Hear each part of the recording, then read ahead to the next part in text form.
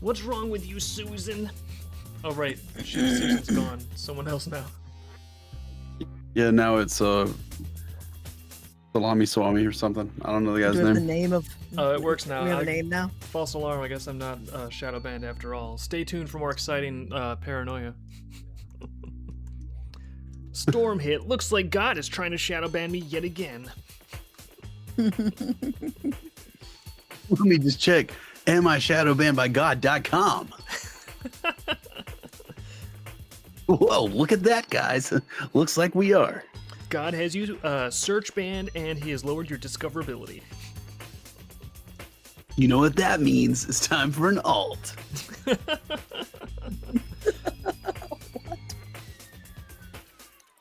Maybe that's what demon possession is. Its demons are like, fuck, banned again. Oh well, I'll just jump into this sock account over here.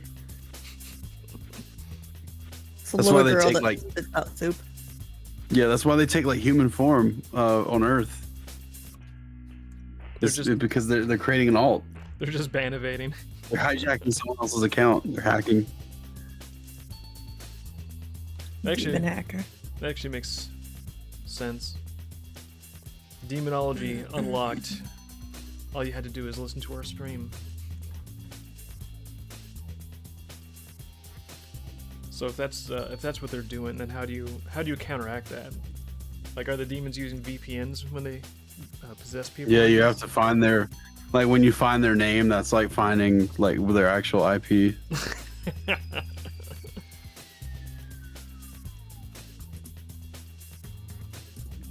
I'd roll with that. That sounds like that's like a fun version of reality.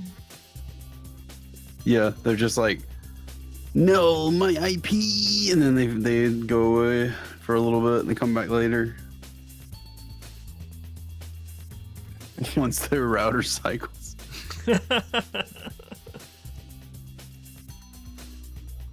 Lula seems mad at something. No, it's Fall Guard. He's mad about Fall Guard. What's wrong with you today, Lula? No, I am was mad. replying to the person about V's pants in Prelude. Yeah, I mean, I figured it wasn't like that. The reply to that is just funny to think about it being that. Gotta have little details like these chords lining up. Like these what? The cord to her iPod. Gotta animate it. Oh yeah.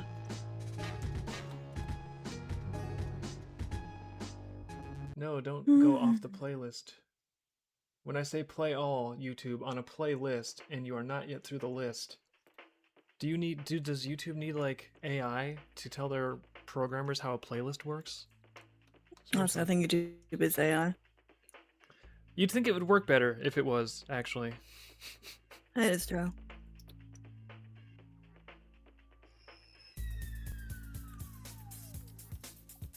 I know everyone sees me over here like manually animating everything by hand, but I am trying to test out when AI can actually be useful on sequences. I tried it for the rough animation on this sequence, and surprisingly, I got a pretty good test result where it did clean up and color the whole thing. It just wasn't very good.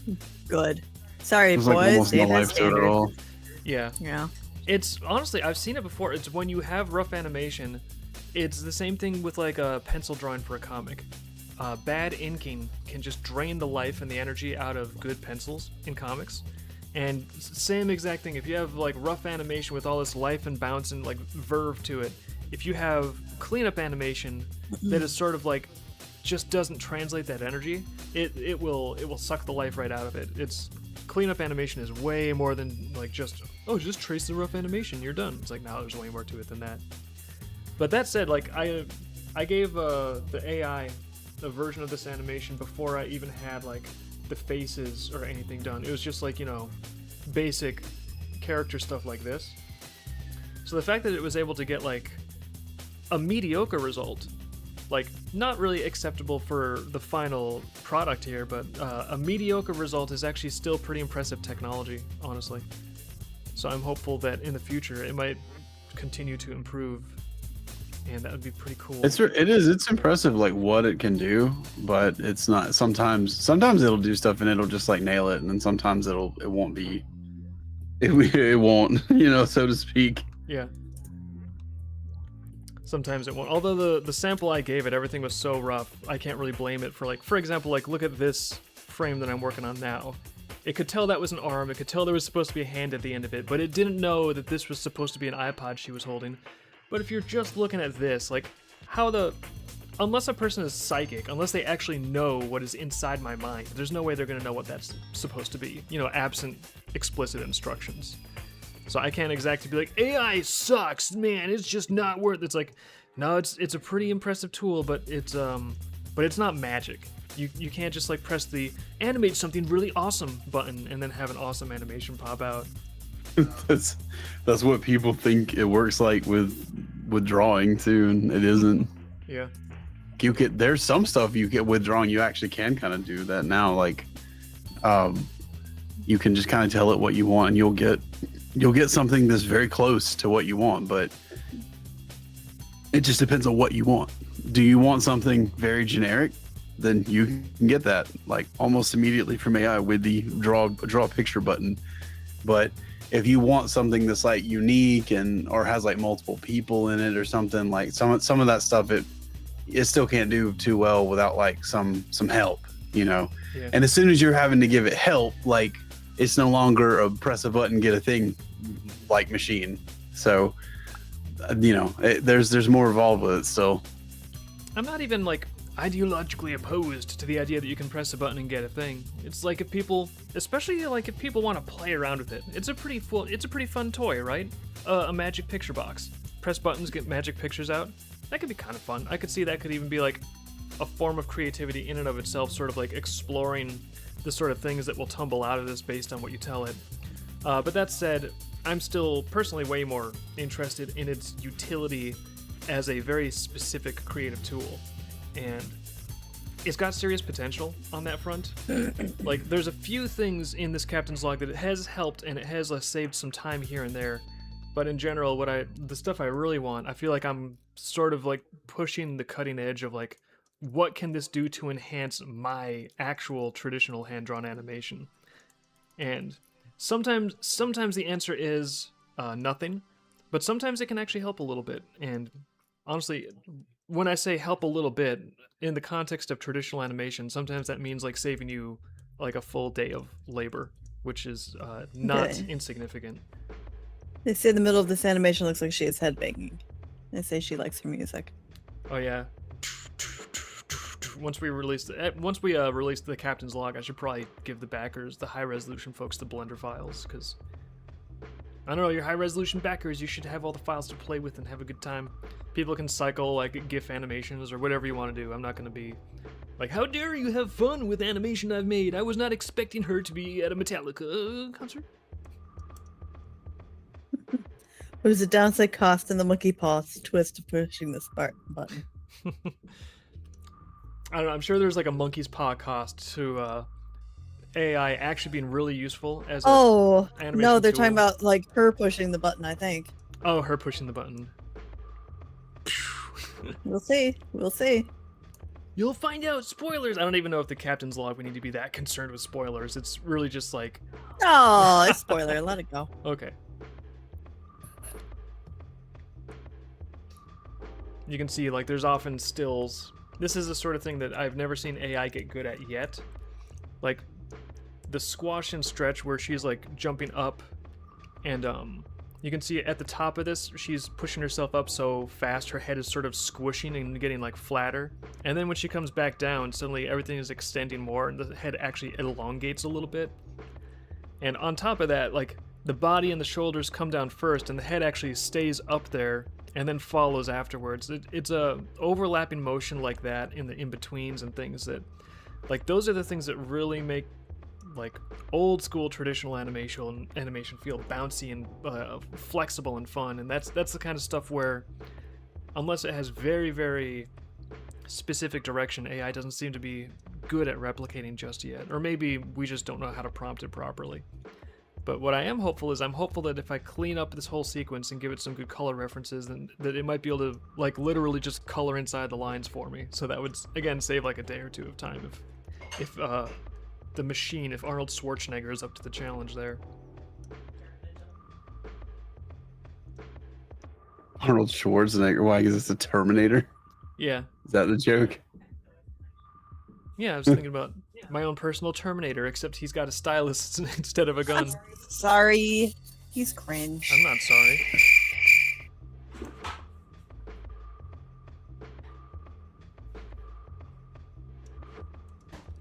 Everyone should just be very grateful that I did all the lip sync before the stream, so you don't have to listen to the audio scrubbing over and over and over again, because that would probably get old fast.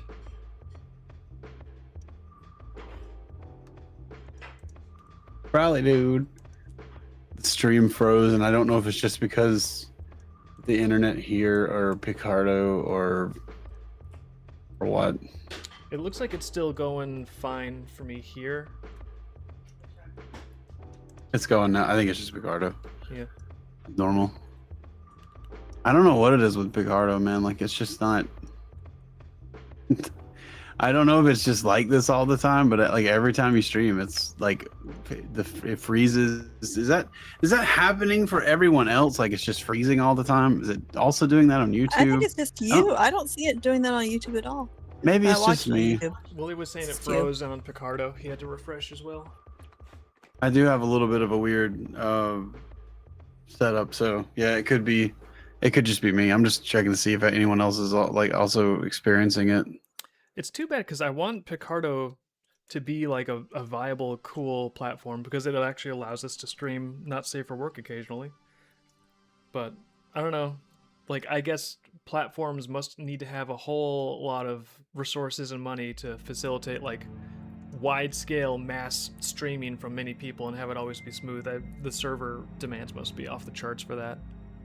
So part of me would like to be like, come on, Picardo, you have one job. But it's like the one job probably involves like a lot more than I would imagine being a layperson.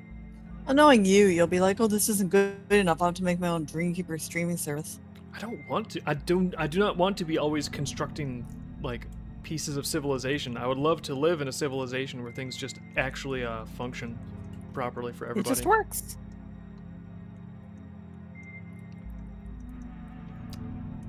One of my dreams is living in a civilization where things actually function. Whoa!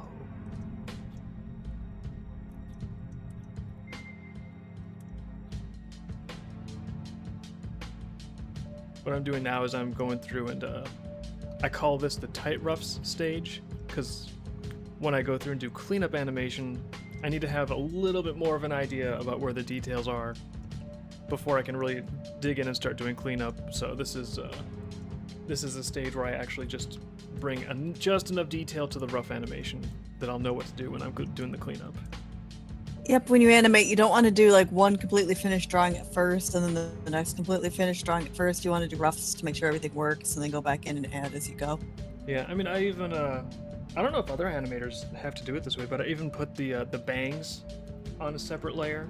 I put like the back of the hair on a separate layer because sometimes the follow-through motion on those just won't be right, but it's like you don't want to erase and then like lose the foundation character underneath, you know? You want to, if you get the character... Oh no, I've seen that many times. Well, I mean, old school, I've seen that many times. I'm just saying, like, for some reason, whenever, especially if I'm on Twitter and I'm scrolling through Twitter, I'll see like samples from past traditional animated things from like the golden era in Disney, and all of those pencil animations just look immaculate. They're not sketchy. They're not like loose or rough at all. So I'm like, is this like, were these people just like superhuman? Did they just like immediately draw it perfectly with no undersketch, no construction lines whatsoever, like with this immaculate motion and perfect like proportions across the board? Or is this like a tighter layer on top of like some rougher stuff?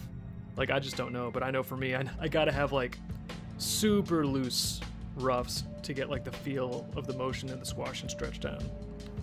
I mean, some of the squash frames, you look at this and it's like, this looks ridiculous. There's so much squash there. If you just look at the still, of course it looks like just wrong.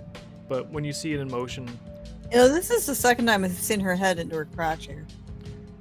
Yeah, but again, like when you see it in motion, that's like the bounce in the squash and stretch. It just makes it seem like, I don't know, traditionally animated in the way that traditional animation is good, in my opinion.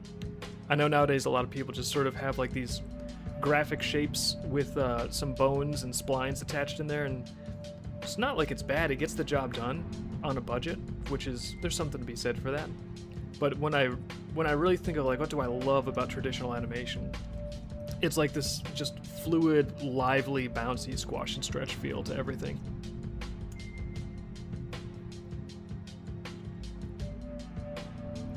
And you see very, very little of that out there these days.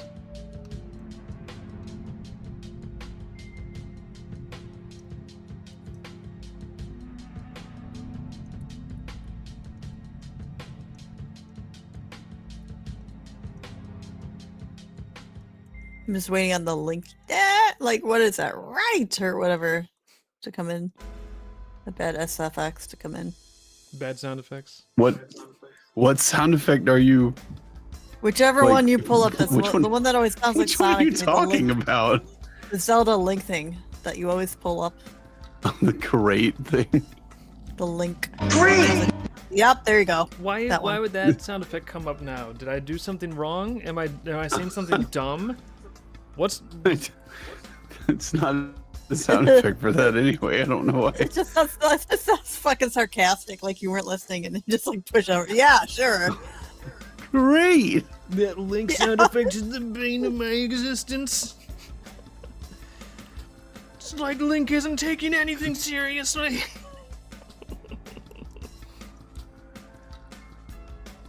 In Link, those like Wand of Gamelon CDI Zelda games are insane. It's so crazy that they even exist at all. I love stuff like that where it's just so offbeat and weird, but someone made it, and it's like not necessarily like, oh, this is great and high quality and good, but it's so distinctive, it's so unique and original. It's like not, it doesn't feel like it's really derivative of anything. It's just its own bizarre anomaly, its own like insane flavor that, like, by all rights should never have existed, but there it is. It's like an artifact. It's not even the only thing that exists like that. There's like the Hotel Mario game. I think there's like another CDI series too. There was the Mario one, the Zelda one, and I want to say there was like one more that I don't think the I Am Mean thing was CDI. I think that was the PC thing, old like DOS thing. Yeah, I remember. But it sure as hell looked like the CDI things. Yeah. There's something like you have to read and educate. It was like Doom, but if Doom was trying to be educational and make you read things. Oh, that'd be so great. What do you mean? Actually, would be? how- That was I Am Mean. No, I'm just thinking. I Doom in a am school. mean. It's like education was like in a school setting. They missed the boat completely. They probably have Doom mods where it's just like you go to like an elementary school. They have all kinds of Doom mods out there.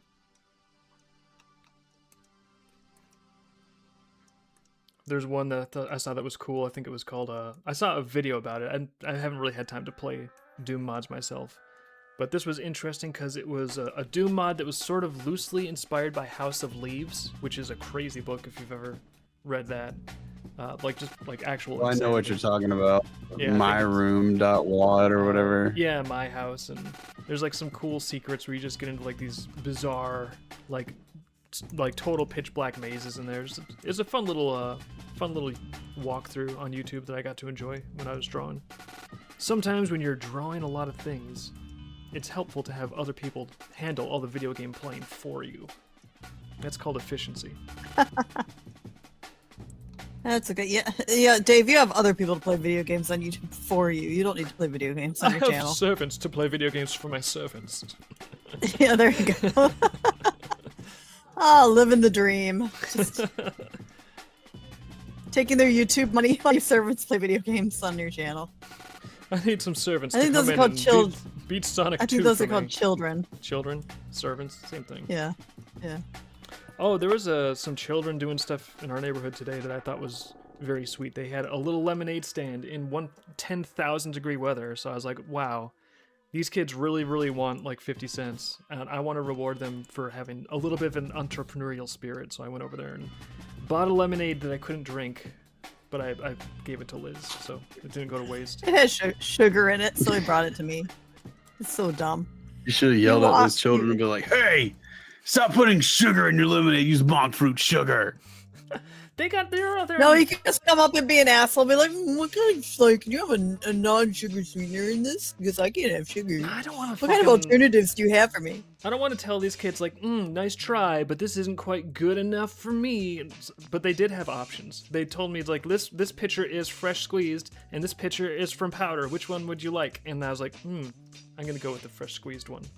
Then Liz found a seed in it, and she screamed at me. I'm gonna sue them. I'm gonna sue them. There's a seed in here. I could have choked to death. That's the lesson I want to bring to these children. Is like, listen, if you try to do anything productive in America, someone will sue you. There will be a Karen coming up to your lemonade stand. I hope that you have a legal budget for your little lemonade stand project, because otherwise you're gonna be bankrupt.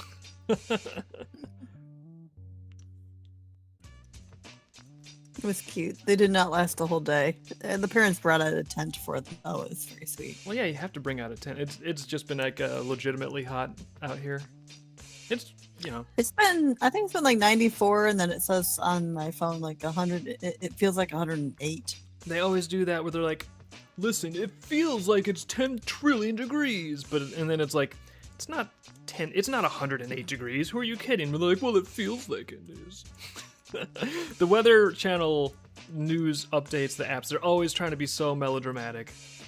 And it's like, no, it's hot, it's in the 90s, but you don't, like, it feels like... Oh, well, they have like a it feels like this when you go outside type of thing. Yeah. If you want to complain, it tells you, like, how to complain. Complain about it feeling like 103. Just give me the facts. Give me the facts, Weather Channel. What is the temperature? Not like, in my imagination, it sort of gives me the mood of being 170, actually. Just the facts. Just the raw stats, temperature, websites. Thank you. Mm-hmm. Just the basic facts. Mm-hmm. I love how it looks like she has like a little sword in the stone claw Yeah. in the roughs.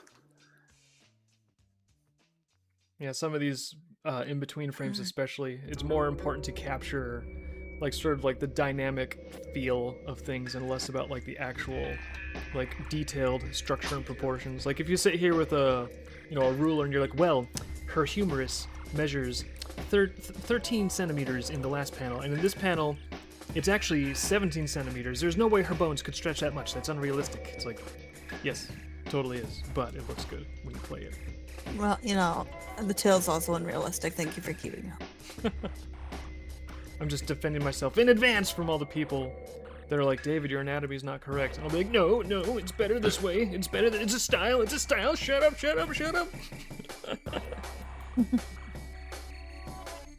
You should just be like, yes, it is. Good job.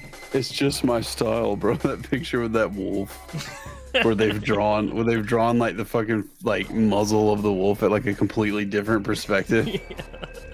Wasn't that the guy that sued us?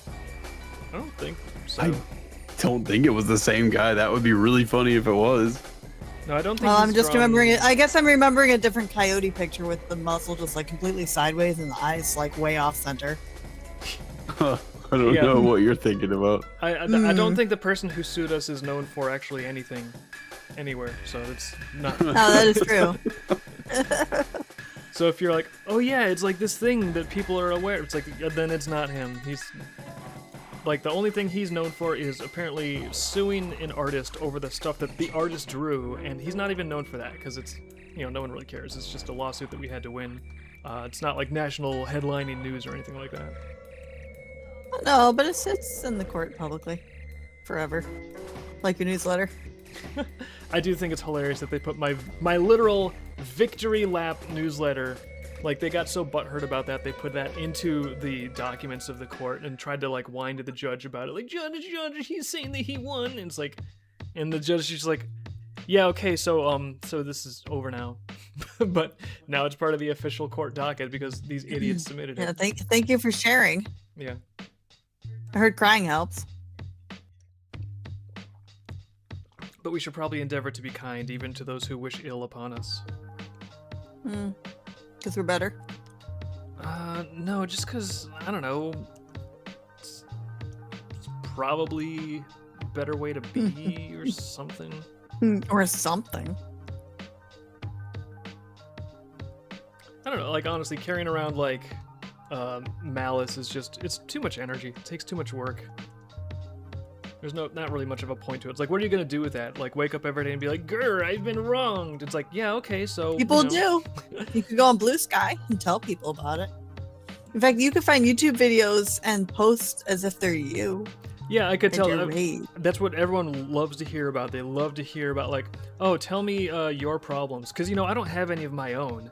I don't have any issues that I need to deal with in my life. I just need to hear... I would love to hear about your personal problems. That's so fascinating. Is there a way that we could be as obsessed with you as you are obsessed with yourself? It's just, I'd rather make, like, a fun cartoon. You can follow the Blue Sky for more. No, I want to make cartoons where people can watch them and have fun. So I think that is a better use of my time and resources, is to draw bizarre poses like this, where when you freeze frame it, you're like, what the absolute fuck? But when you play it, it's actually pretty cool.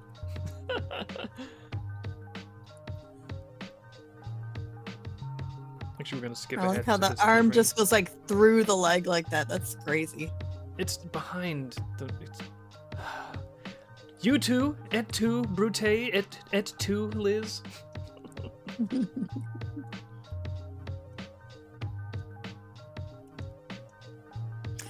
Yeah, the outside, we had a lot of tech issues because we had a storm here come through. A nice windstorm knocking trees in half. Fun.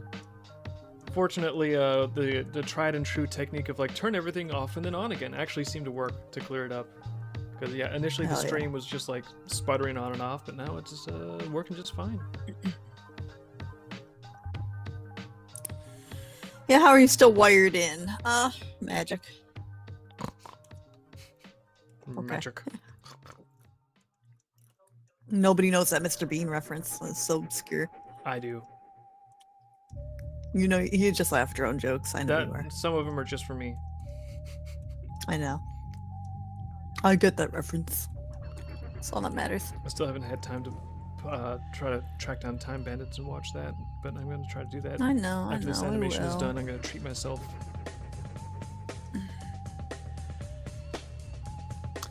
You know what? I'll do it. Do what? Watch Time Bandits for me? Can I outsource my Time Bandit watching? Well, we talked about outsourcing your video game playing. I need some servants to watch Time Bandits for me. I don't have the time. I'll let you know how it goes. Oh, so yeah, the website isn't. I don't know if it's really down. It's more like it's moving over, so it's like in the air, flying around like Willy Wonka stuff. Oh yeah, website is currently migrating servers, so it might be a day or two before the DNS updates. Meanwhile, hang tight, and if it's down longer than that, then we'll go and figure out what we did and fix it. But we'll scream. We'll go, oh shit, and then we'll fix it with our technology. We'll turn it on and then off again, and it'll be fine. Yeah.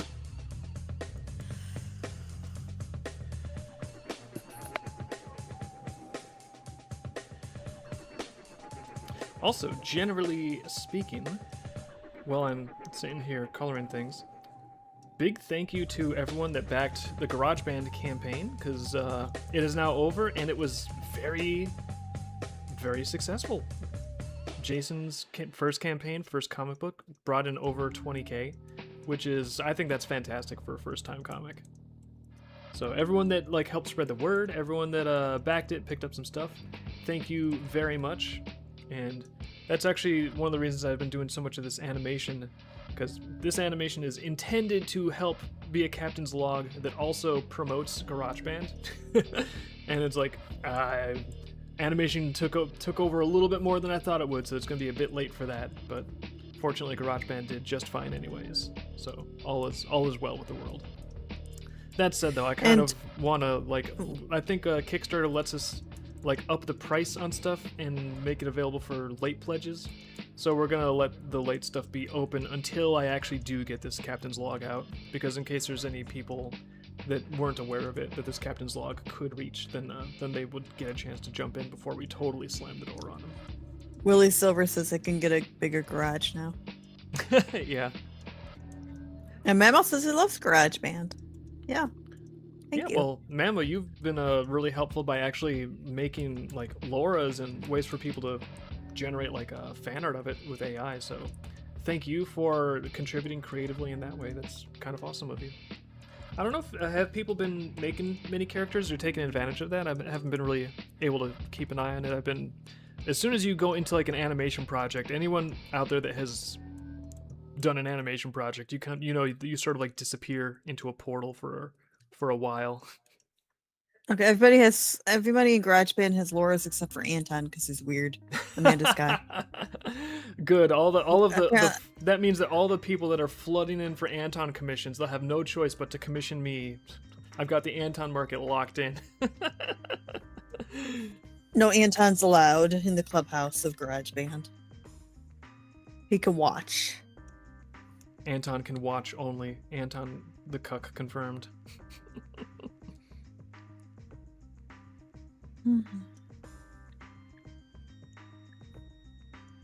Well, now Mammal says he'll get him now. Okay, you do that. I don't want to like, just because we're joking around, I don't want you to like be redirecting lots of your effort on our account. But if you think it would be cool, or if there's people out there that would get a kick out of it, by all means. But I don't know. I just don't know what all possibilities you have on your plate, and I don't want to be in like I don't know. I don't want to waste your time, basically. As much as I'm an Anton fan, based on the voting, it does not appear that many other people are. Well, they gotta read it and enjoy the Anton. Alright, so GarageBand reminds me of Scott Pilgrim. Did the creator say that was an inspiration? I don't think Jason said I know it we're was, saying. but I know that We every said time I describe it to new people, that's usually the analogy I give. It's like, imagine if Scott Pilgrim was furry cartoon characters instead of humans, and they sort of get the vibe pretty fast. I like that movie a lot, but honestly, I did not like the casting of the main character. I just don't think what's his name really fits it. Michael Cera. Yeah. Yeah, I'll let him know. I'll give him the bad news. Thank you.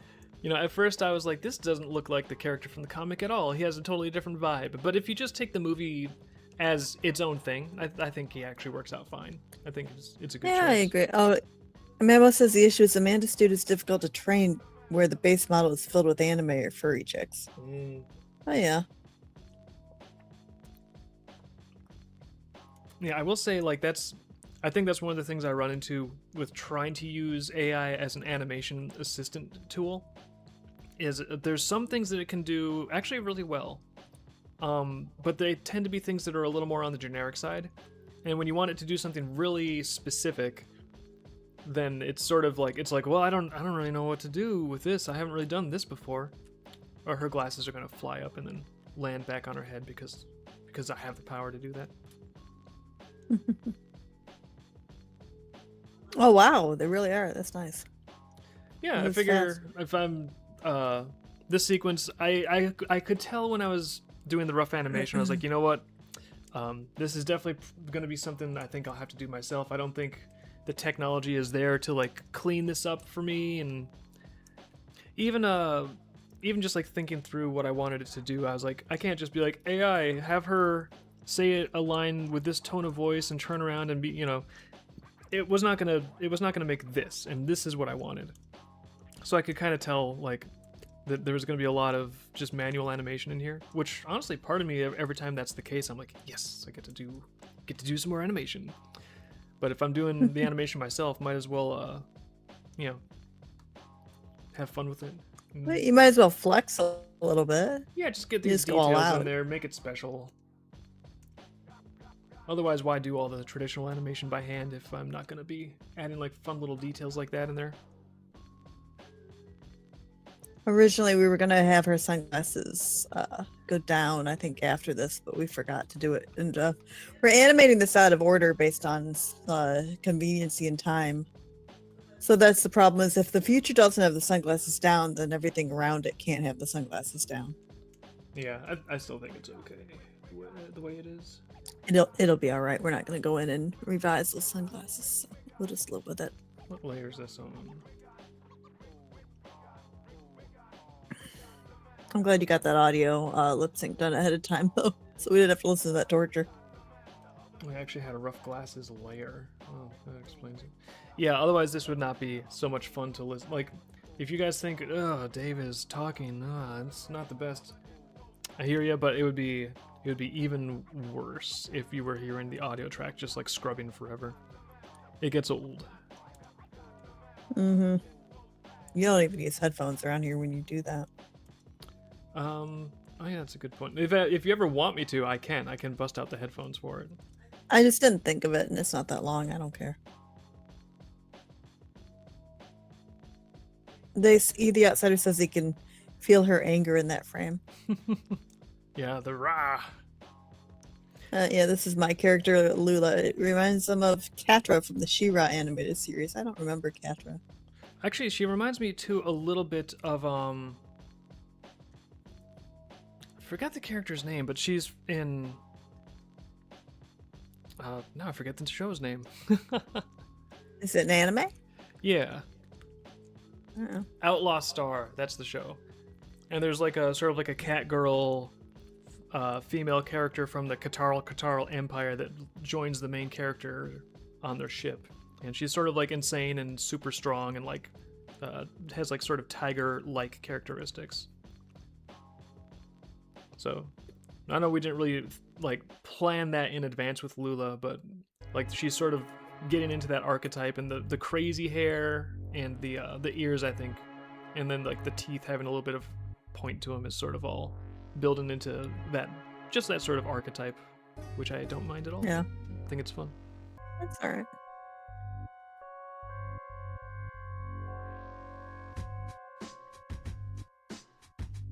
I think her Asha Clan. Yeah, That's yeah, it. yeah. Asha. Okay. She is approved. Fruit likes her.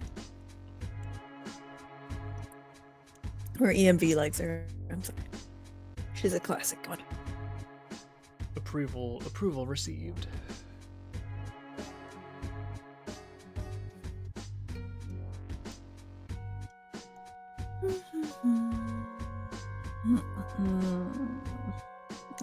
Sound here.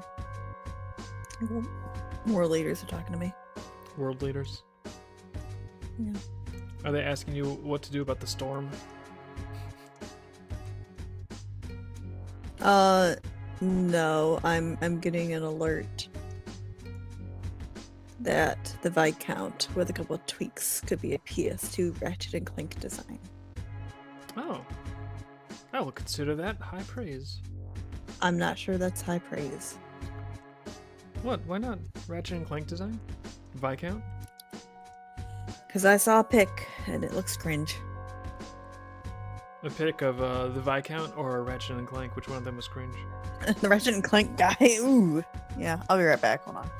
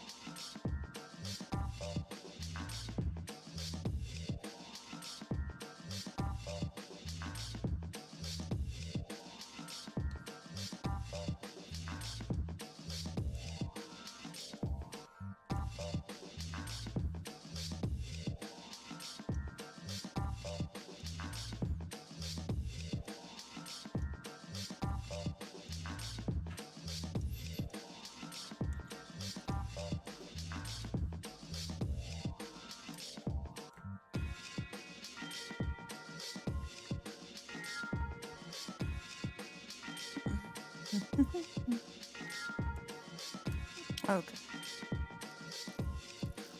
Have you drawn Ratchet and Clank characters before? We've drawn Rivet, I think, a couple times. Yeah, we've drawn Rivet and Ratchet, I think, as well. So each of them has. Yeah. They've each won the fan art the fan art vote a couple times. Yep, that was fan art of the month or something.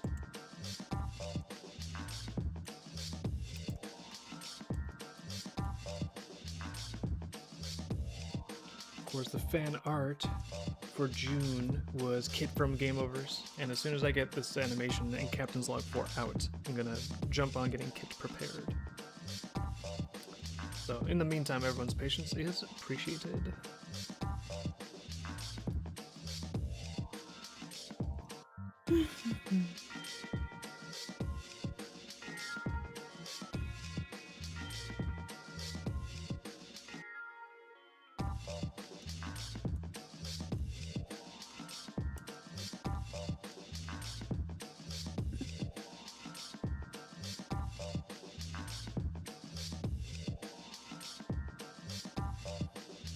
So I've heard that Gabe has his power out, so he's actually reading your omnibus right now. Yeah, if there's anyone out there, well, you're probably not listening to this if your power is out, but if your power does go out, having some candles and some books.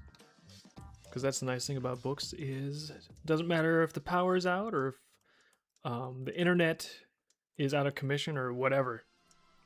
Books are always going to be there. Books are always there for you.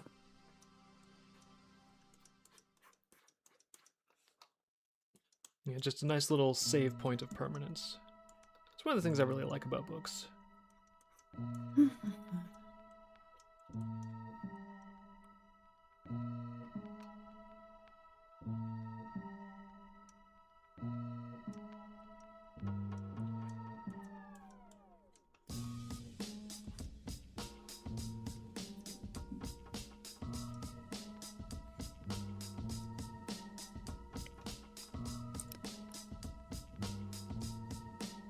There's something wacky in the news. Apparently, Taylor Swift just got married with the wedding officiated by Adam Sandler.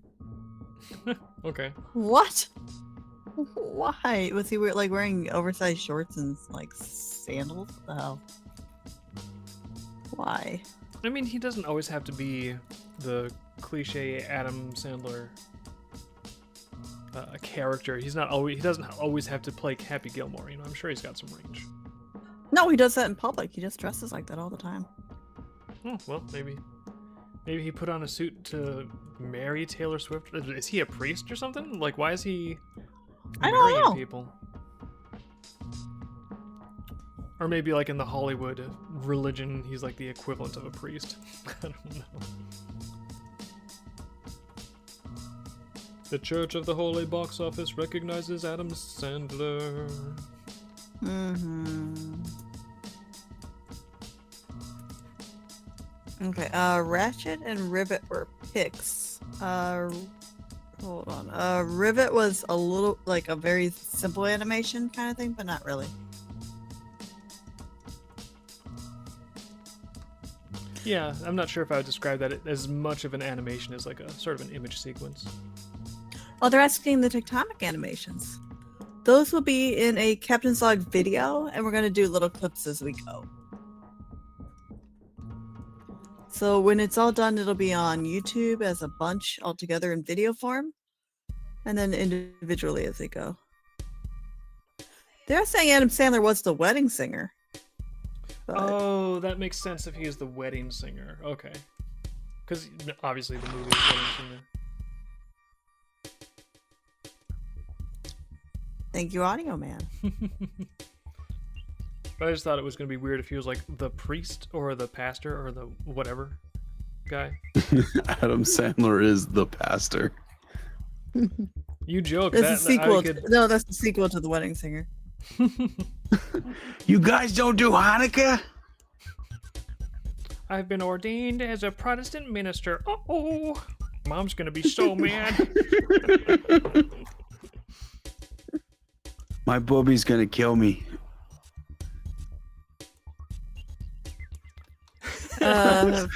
He was on Rogan recently talking about how he like the first movie he was in. I can't remember the name of the movie, but it's just the movie where he's on like a boat with like a rich guy and a bunch of really hot women in like the late 80s.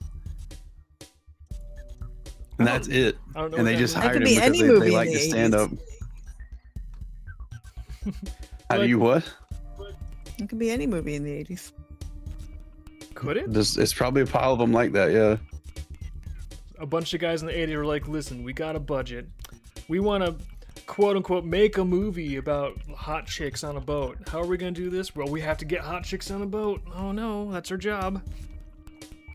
It's not a bad scam. Yeah. You think like, you know, girls and titties and stuff like move stuff now? Think about like the stuff that you could pass for that. Like, and because boobs were hard to see in the 80s and 90s. You kids don't know. You can just pull up any Discord and go to the not safe for work chat and you can see all the bobs and vagine you want. You couldn't do that 30 years ago. You had to actually like impress a woman or do something really cool, and then I remember, they would, like, you know, the then you best get they to could see get it. Best I could get was like Baywatch when everyone was running slowly in bikini, Yeah. like, full length That bathing like suits. people would watch Baywatch now and think that was cringe. They would be like, "This is stupid. This is just like fucking blow up doll women." It's like, yeah, that's all you could see back then though, and it would come on TV. You couldn't even get like DVDs of it. That's why there was stuff like heavy metal, like the heavy metal movie. Like there's some cool stuff in that movie, but that's not why people went to watch it. People went to watch it because there was that chick's tits in it at one point, just out. And that was hard to fucking see. You especially animated, like that just didn't exist.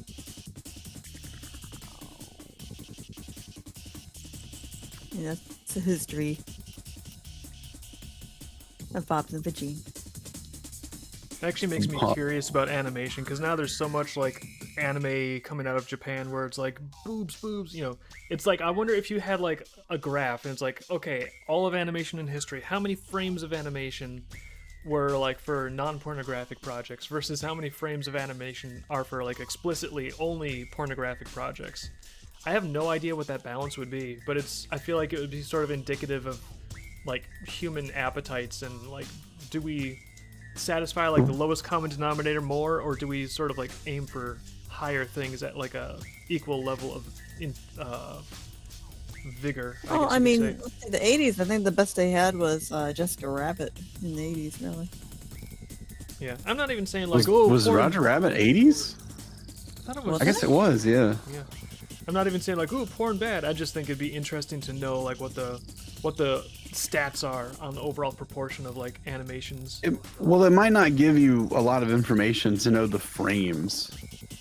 What would, I guess, probably give you more information would be like how much, like if there was a way to measure like viewer retention or all that stuff, that would give you a lot more information, because it would be like, okay, so I'm Thief and the Cobbler guy. I'm William Willis or whatever the fuck his name is. I can never remember what it. Bill Williams or something. I can't ever remember. But he, you know, I did Thief and the Cobbler. Nobody watched my stupid movie Thief and the Cobbler, even though I put 35 fucking years of work into it. No one watched it. Disney didn't fucking screen it. Whatever. So now I'm going into porn. I'm gonna fucking make the best porn animation ever. And you know, all of it's going to be fucking like 40, 60 frames per second. So like, you know, again, like it's, you know, you're going to have 1 million frames of porn from that and no one's going to fucking see it. Okay, So- Hazen, Willie says, was Adam Sandler in the movie Going Overboard in 1989? I don't know if it was Going Overboard. I don't remember the name. His name was like, you know, Schmarky or something like that. He was like the skipper. He was like the guy who drove the boat. I don't think he even owned the boat. I don't know if the story's even that deep in this, honestly. He has it Hold on, up I'm on the gonna go- browser. Oh, boy. Jamie, look up first Adam Sandler movie. I'm actually kind of interested in this fictional pastor Going movie. Overboard. That is it. 89. Yeah. Going Overboard. I'm interested in the Wow. pastor movie that we thought of, where Adam Sandler is a pastor. But I also want him. Doesn't it have to be a rabbi? No, Isn't see, that like? that would No, be that's the what's movie. funny. That's the movie is he's being ordained as a rabbi and as a pastor at the same time, and then it's like the traditional, you know, like the goofy romantic comedy where you have to pretend to be in two places at the same time on two dates at the like. It's that except for he's got to be like giving two sermons at two churches at the same time. It's like, oh, how am I going to pull this off? Just does this stupid like sing-song cartoon voice. And he's got to like swap out the yarmulke when he's like rushing into like the Protestant church and everything, and then he's got to like quick like dress up in the, I don't know, whatever the rabbis, you know, there's costume changes, there's shenanigans, there's slapstick, there's mixing up the religions. Is it kind of like Mrs. Doubtfire? Yeah, a little bit, except it's religion, based on religion, which I think It's would very be really. sacrilegious. Oh, good. It doesn't have to be sacrilegious. It could be one of those like slapstick comedies with like a little bit of a sappy heart of gold at the end, where it's like, I wonder which one God really likes the best. Which version of me is like, you know, he's looking in the mirror, he's like, which God really loves me? Something like that, and then at the end there's like some hokey moral. I don't know. I just feel like this could be a good 90s era, like a good 90s era goofy movie that never existed. Yeah, We have, that would have been a what's great, his name? great moment in history. What's the name of the? He always plays God in Bruce Almighty and all Morgan that. Freeman? The black guy. Morgan Freeman, yeah. Morgan Freeman can be God in this one again. Yeah, he can just be God and everything, including real life. I don't know. In Batman, he's like, that's Oh, too much mysterious. responsibility to have a cell phone that can see where all the crimes are happening. Although, yeah, and then even Christian Bale's like, well, that's why I'm giving it to you. So after I go fight the Joker, you could probably throw it in the toilet. Bye. What? I wish he really talked like that in the movie. Close enough. Mammoth's being attacked by owls. Attacked by owls. What the fuck? I've sent them. Is Russia training I've owls sent now? them here to kill you. Hazen sent the owls. Hazen sent. I hope they're the like. owls. He's sent the owls. I hope we're talking like memes, like cute memes, not like actual No. trained attack No. drone like Hunger Games shit. They're hooting at his window. They're hooting and okay, they're hooting and hollering. They're having a hootenanny. Yeah. Where is the Dream Where's Brew? Dream Bro? It's coming. I don't know. I haven't started on that. I got way too much shit to do right now, bro. But there will be a Dream Brew, and it will be exclusively Coming in- Dreamkeeper's the stuff. Coming Or in Vivid stuff. 2038. Coming 2038. in Yeah, coming 2008. 2038. I like coming in 2008. It's interesting that Morgan plays God in those movies, yet he's agnostic. It is a little interesting. What's more interesting is in the Marvel movies, you have Tony Stark, who's an atheist, who has met two gods.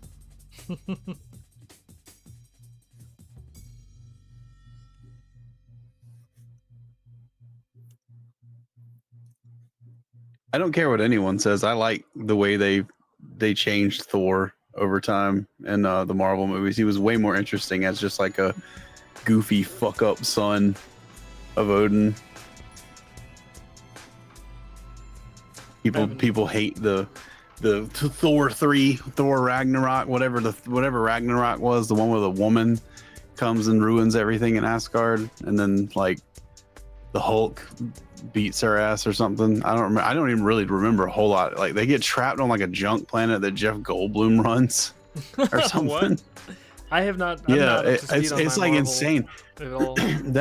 That's the best Thor movie. Like everybody shits on it because it's like, oh, it's Jeff going to Reddit. It's like a Reddit movie. Yeah. Well, that's more interesting than I am Thor. Haha, another beer. I'm broke the table. Like, yeah, okay, we get it. He's strong and he's in like Earth. And Natalie Portman is there. We get it, but like it's not good. Thor, like in Norse mythology, Thor is not like a super like I don't know, couth dude. He's just like he's like a rich kid basically. He's just like a guy who's like grew up as the son of like the top god over all the other gods, and he just kind of is like a, I don't know, like a frat kid or something in a way. Or the first Nepo baby. Yeah, really, kind of. Yeah, Love and Was Thunder. it- Yeah, I did not like Love and Greek Thunder. mythology? This is Norse mythology, not Greek. No, Love I mean and I thought Thunder that was was the pretty original bad. Nepo babies were Greek mythology. Well, the Greek mythologies, kinda. Zeus is sort of the original Nepo baby, in a Oh. way. He was such a Nepo baby that he killed his own father, and then imprisoned all his father's friends. What an asshole! And then, as if that wasn't bad enough, he cheated on his wife all the time, constantly. As a swan. And when he got caught, he would turn into like a fucking cow or something. Or no, he would turn the woman into a cow. Wouldn't even turn himself into a cow to be like, moo moo, I'm not Zeus. He'd turn the woman into a cow. To be like, I didn't cheat on you. This is a cow. You think I'd be fucking a cow? I think one time he had a headache and a daughter came out of his head. He was Maybe. Athena. There's so much weird shit with Greek mythology. Very strange Yeah, stories. Yeah, I just watch Hercules and I'm good. It's interesting too because you think, oh, these stories were so off the chain. That I'm sure back then they understood that these were like symbolic or like that there's like a meaning behind it and it wasn't meant to be taken literally. But apparently they really took them completely literally. Like it was at the point where, because I was reading some old Plato stuff, and at some point, you know, Socrates was going to the courthouse because you know they're gonna kill him because he was really annoying. But in front of the courthouse, it was a big deal. It was a huge deal that they were trying to accuse him of being an atheist, and they're like, "Oh, you don't even believe that these myths happened. You don't even believe in these gods, and you're trying to lead our youth astray, and you're trying to tell them that the gods aren't real and that none of these stories happened." And part of his defense is like, "No, no, no, no. The gods are totally real. All those things totally happened. I'm just asking questions, bro. I'm just talking about things, but I'm sure the gods are probably very real, and that's a misrepresentation. Anyone that says that I didn't believe in the gods, they're totally misrepresenting me, Socrates, the guy who believes in the gods more than anyone, actually." And then, you know, he'd engage in some clever wordplay to demonstrate that he believes in stuff even more than people that think that they believe in stuff. How great would it be if you just made up a mythical story about God and then everyone believed it like it was real? Be like, yeah, I did that. I mean, that's kind of what religion is.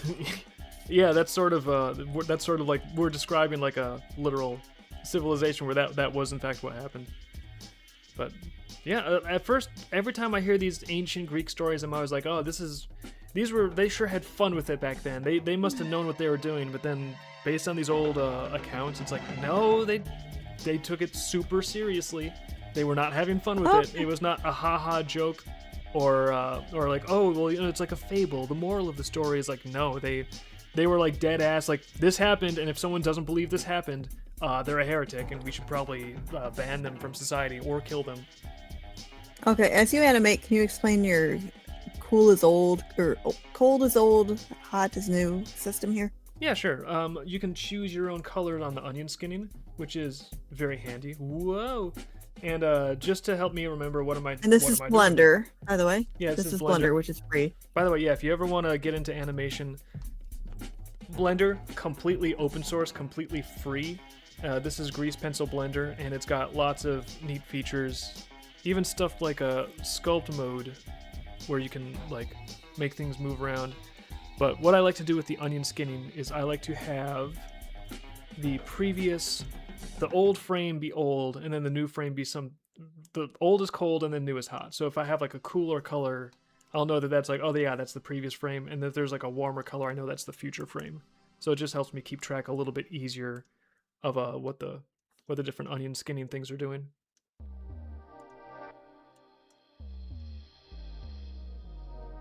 Love and Thunder would have been better if the cutscene where Zeus actually helps Thor was used instead. I don't remember. I don't know anything. I don't know very much about that movie because I saw it like once and I was like, this sucks, and I just never watched it again. Wasn't it directed by the guys who did like Clone High and like the Lego movies and stuff?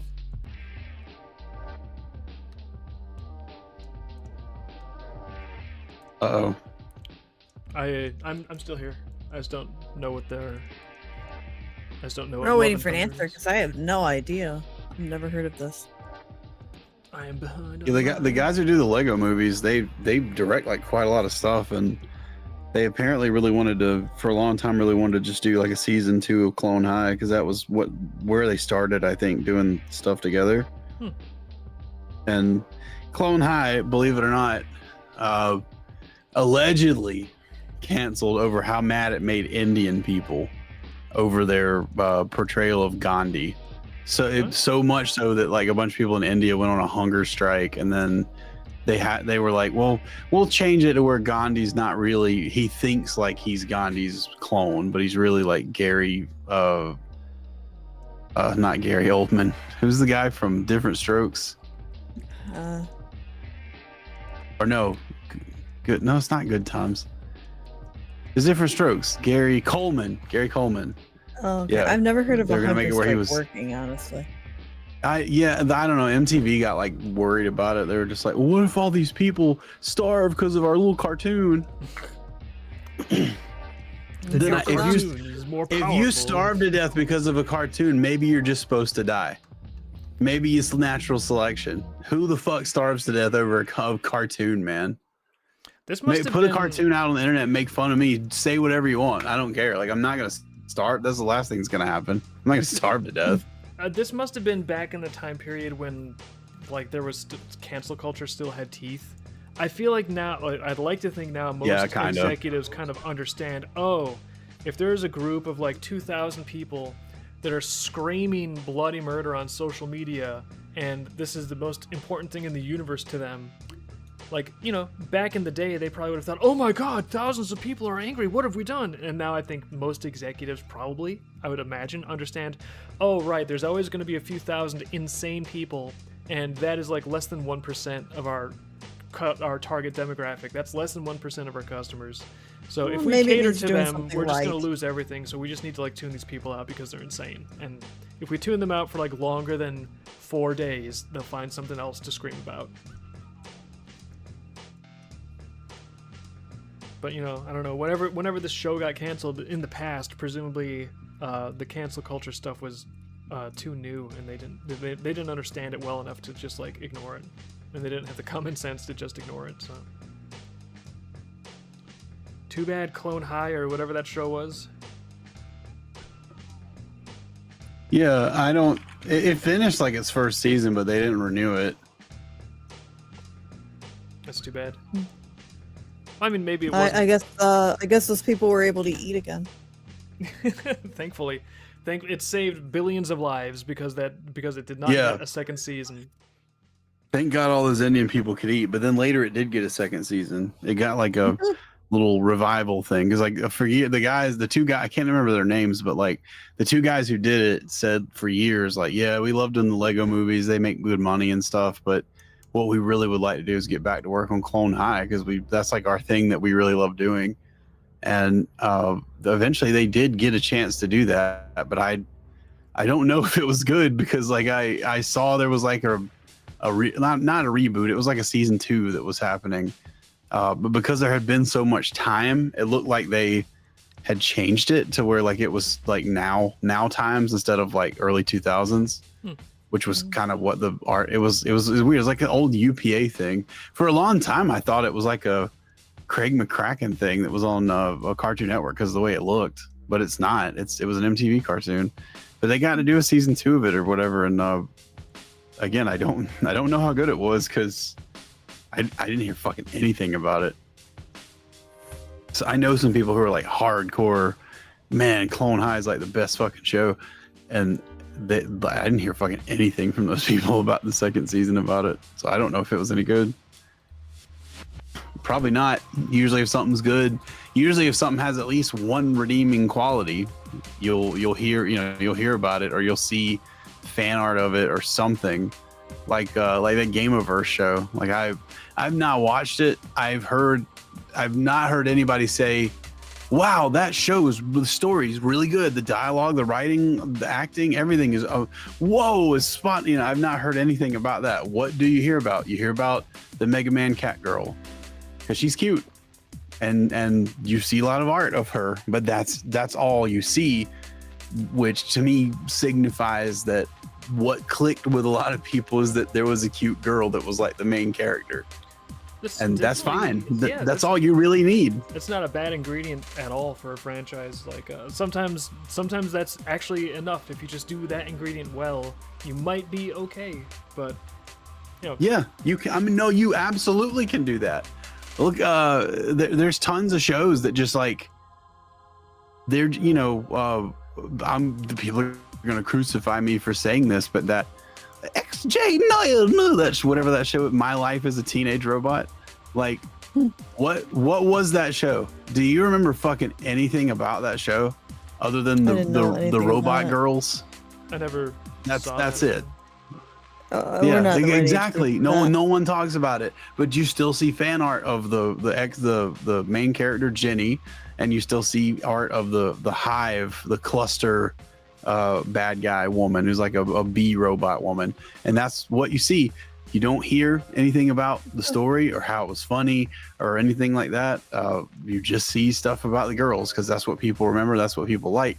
And the show had, I think, pretty like 2 or 3 seasons, maybe more than that, because of that. Like that's you. I was talking to the French guy that lives on the other side of the mountains, the Alps. I kind of can't remember his name. He draws like the rat girls and stuff. It's he does good art. He does good photography, but he's in the Dream Chord.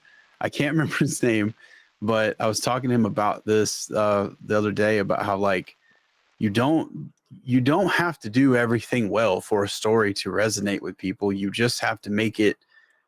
You just have to have one thing going for it that resonates with people. That's it. You can have one cute girl character that resonates. So there's a whole anime out right now. I think Mamo just made a fucking Laura series about this. The anime is literally called like Chainsmoker Cat Girl. And what do you think it's about? It's about a cat girl who's extremely irresponsible, immature, and is addicted to fucking like legal, you know, beer and alcohol and cigarettes and stuff. That's it. But she's cute and she's like a fucking girl failure. That show will get fucking like 4 seasons because it's just something they want. Like men love to watch women be themselves away from like them having all like these inhibitions and stuff when they're around guys in real life. They like to watch girls like, you know, drink alcohol and smoke cigarettes and I don't know, just like be themselves and be around each other and stuff. That's one of the reasons My Little Pony, the fucking Gen 4 stuff with Twilight Sparkle and all those, that's why that was so fucking successful, because like it was this first and second season of that show was just like this little, as a man, it was like a window you could look in and be like, oh, so that's what girls are like when, you know, when they're not like around me. It's just like they're just like having fun and talking to each other and eating daffodil sandwiches and stuff. Like that's one of the things people don't realize they really like they were interested in, you know, seeing that. But that's what a lot of people were interested in seeing when they saw that show. I think that's what kept people watching for a long time. And it didn't just have that going for it. It was also, in my opinion, pretty well written. The music from like the first and second season was very memorable and good. There was good character dynamics between those characters, even though one of them, Rarity, was like a character that Hasbro kind of forced Lauren Faust to create, because they were like, we have to have one pony that's like really into fashion. Can you create, because then we can sell like outfits for them, and girls like fashion and stuff. So because that was back before they made the show, they didn't know they could not have possibly predicted how that would go. You don't know but who they had is gonna be. Yeah. Oh, you don't know who the bronies are. It's not The gonna bronies be. are- No one could have predicted that. I couldn't have predicted that. And like there's Rarity's like a character that Hasbro was like, you have to include this, and you would never know that because like she's just woven in so well. There's so many like there's good chemistry with her and everybody else on screen all the time and stuff, and it's just great. They had a great A-list, you know, voice cast and everything. They did that show really well. But the thing that caught a lot of people's attention who were not young girls, which was the target audience. One of the reasons it resonated with a very strange target audience for such a product was because it gave you like this porthole into like what is a, you know, it's not real obviously, but like what resonates with a man as like a very real view into like girls just like hanging out and chilling and being like friends with each other and stuff, or like having fights. Or like freaking out about like, you know, stuff at school or work or whatever. Like girls don't show you stuff like that. YouTube says you were exactly on target. You got it. YouTube said that I am exactly the target. No, you are exactly on target. I'm exactly on target. Okay. Yeah, you got it. I believe. Yeah, I believe that I am, and I think that a lot of people who got into that show, who were men, you know, 18 and older, don't realize that was kind of what drew them in and kept them there for so long. But I absolutely think that Hasbro doesn't understand. Hasbro and Studio B do not understand at all that that's what happened, and you can tell with Gen 5 they were trying really hard to avoid that happening again. That's so interesting to me that they did not want to try and like not that they didn't want to court that audience again, but they were actively, aggressively trying to get those people away from having anything to do with My Little Pony instead of just embracing them like they did with Gen 4. It seems odd to me, like, you know, if you're a business and you have like a show that's a hit and that seems like it was very profitable, selling merch and stuff, even if you're like, oh, these weren't the customers we imagined we'd have, don't you kind of say like, oh well, I guess we've got an unexpected hit. Let's go ahead and just keep on doing something that people like. It just seems so weird to me. Look at the Steven Universe army. No, that's not who we wanted to have like enjoy and appreciate this. Burn it down. Yeah. I don't know, man. Like, I think they should have, like, you know, just make, cause it's weird because like the movie, the first movie, I think it's called My Little Pony: The Next Generation, which is like, okay, is that? Did you really want to call it that? What's next? My Little Pony Deep Space Nine, but they called it that, and it was G5 Generation 5. You know, My Little Pony Next Generation. Wait, they did do Next Generation, didn't they? Oh my god. What, the My Little Pony? Yeah, it's like a Star Trek, isn't it? Like the Next Generation. That makes everyone in the world think of fucking Star Trek. Which they hired John Delancey, who was frequently in Next Generation, to be in Gen 4. So he wasn't even in Gen 5 anyway. They called it that, unfortunately. And it was a movie that only came out on Netflix, and it was like CG.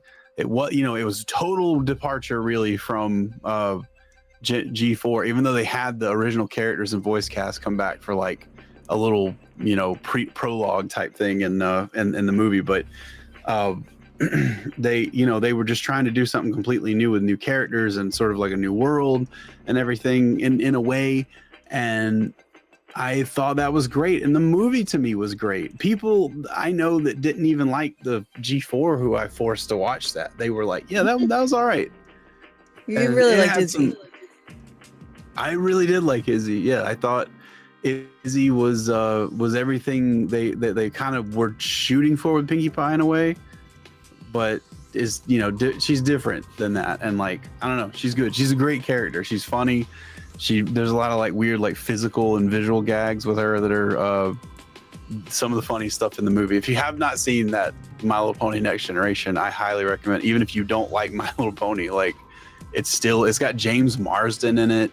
The woman who plays the rat girl in fucking what is it called, BoJack Horseman, the one that has the girl cruise. She has like all the weird like app scams going. She plays Izzy. Who's the Samurai Jack guy again? I can't remember his name. Fuck. The guy who plays Samurai Jack is in it. I don't remember who else. It's a good cast though. Like there wasn't like at any point in that movie where I was like, oh, that voice is unfortunate or anything like that.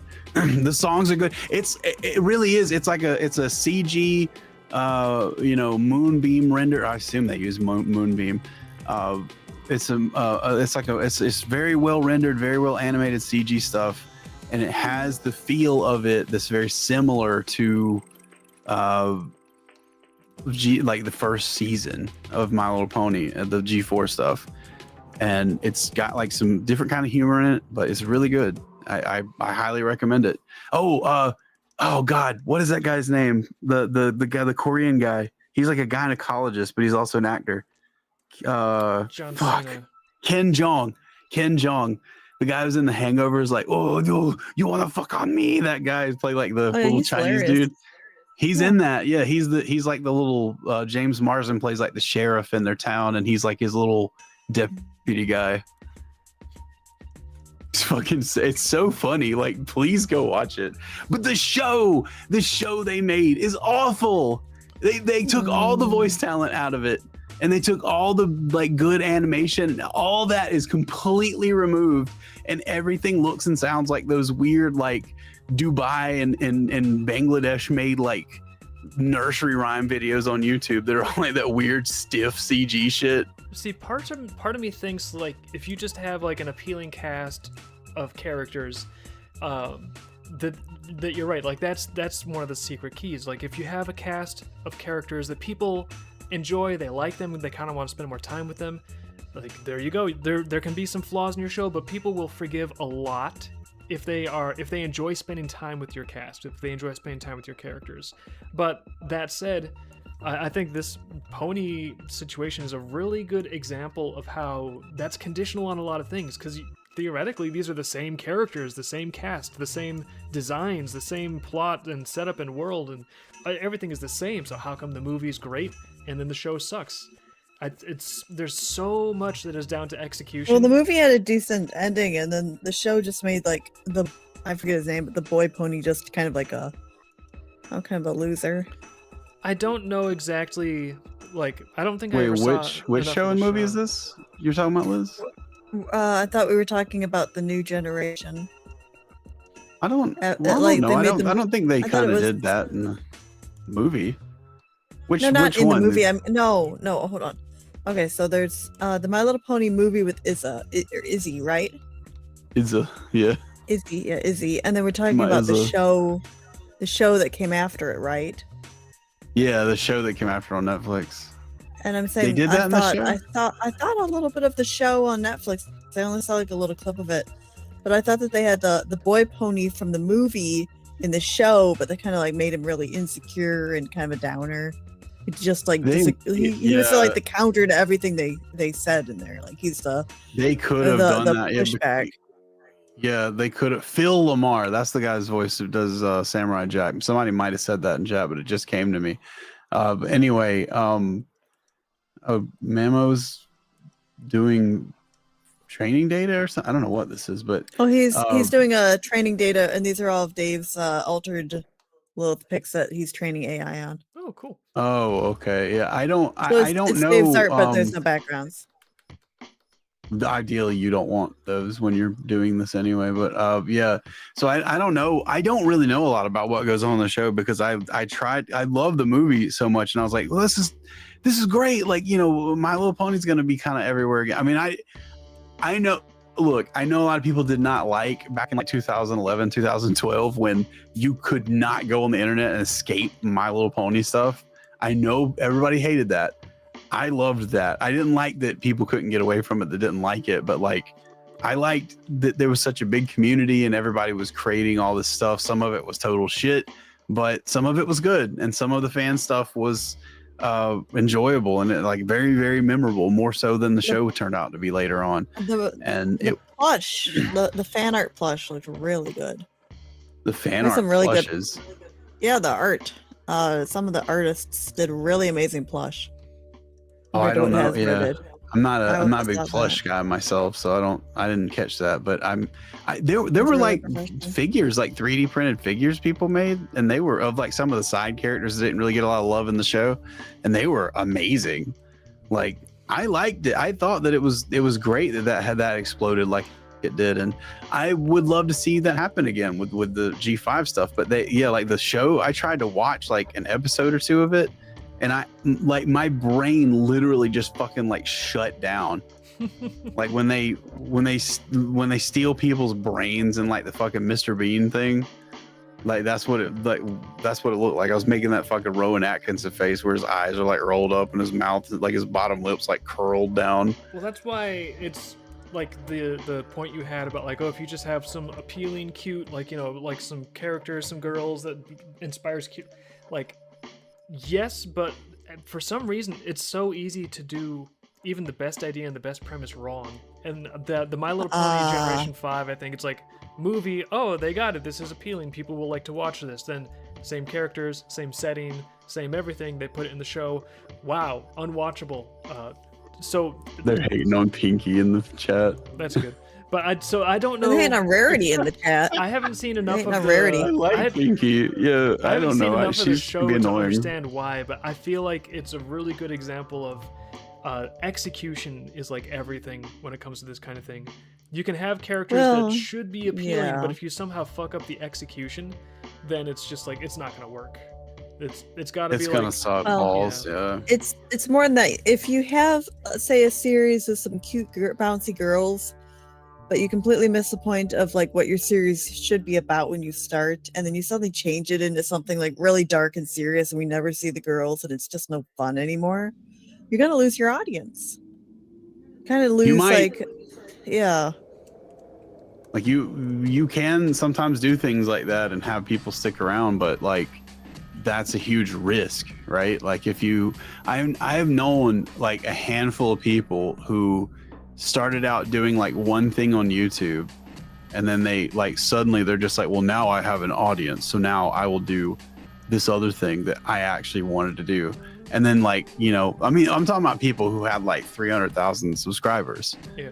And then they're like complaining to me about like, yeah, I did this thing and now I'm down to like fucking 80,000 subscribers. And it's like, well, what the fuck did you do? Like, cause you have to work hard to lose subscribers and stuff. Like that's very unusual that many people would unsubscribe. Like, did you like rip a baby in half on stream or something? But like, normally when times change, you just like kind of abandon the thing, but you don't unsubscribe. Yeah, what do they do? You just forget you're subscribed to it. Yeah, I mean, some people will unsubscribe, but most people don't bother. They just kind of like, well, I'm just watching something else. I'm not gonna go out of my way to unsubscribe to this thing.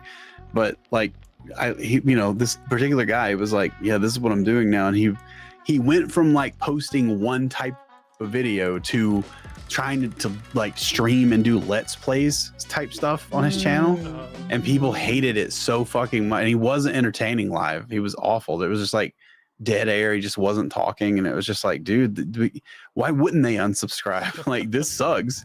No one wants to watch this crap. This is awful. There are plenty of Let's Players out there. It is not the season of Let's Plays anymore. Dude, okay, it's not coming back.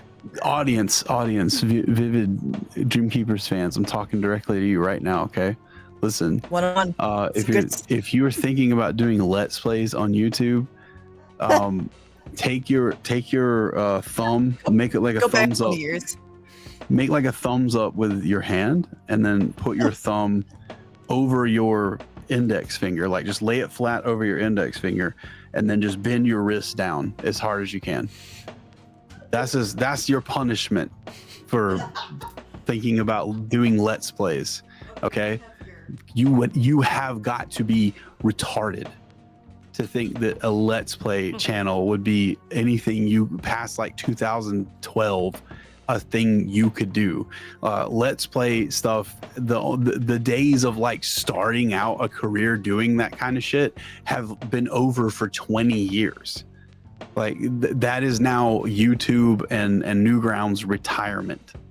When you're famous and you have already done some stuff to do with gaming, and then you're just like, I don't want to make cartoons anymore, then you do Let's Plays.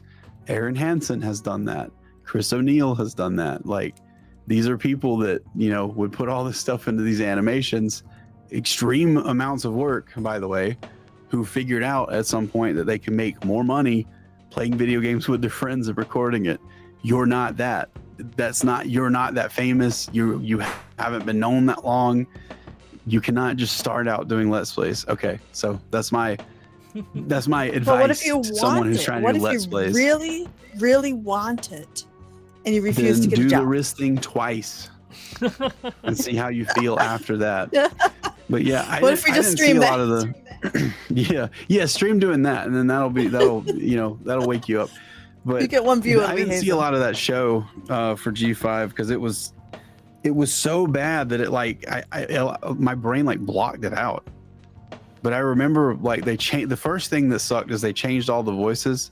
They couldn't even get Izzy's voice actress back. Like, what is that woman too busy doing? All she does is like TV voice acting. Hey, since she's a unicorn, she's very busy. She should be. Yeah, she is. She should be one on the show, but she isn't. She's just someone else mad. being the unicorn, and they're not I'm so good. mad.